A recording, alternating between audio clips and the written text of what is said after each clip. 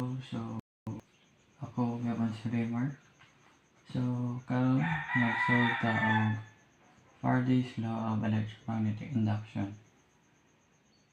Atong problem is a coil of wire has a magnetic flux of 14 millitesla at time 20 seconds with 50 volts magnitude induced. How many turns does the wire have? So, solution. First, atong i-identify ang mga given. Naatay magnetic flux, 14 millitesla, o time na 20 seconds, o induced EMF na 50 volts.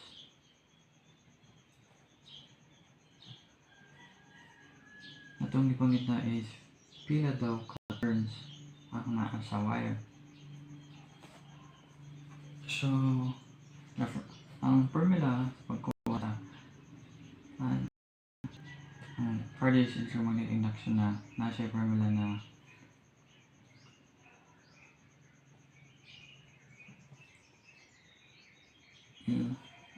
induced EMF equals and times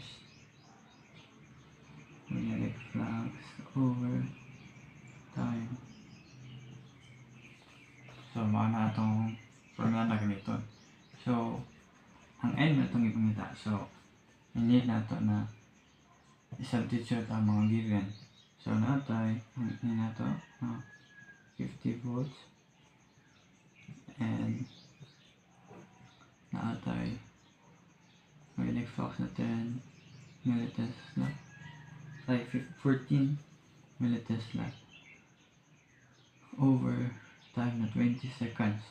So, N equals, gamit ang calculator, i-shift calc na nato ni para dali ra. So, naatay 50 alpha equals times alpha x times 14 times 10 to the power of negative 3 over 20 seconds. Shift calc. So, naatay 71,428.57 na turns. Dako kaayo.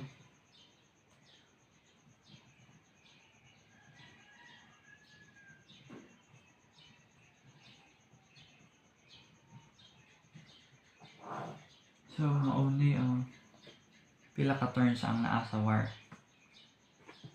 So, mao na itong problem. Thank you.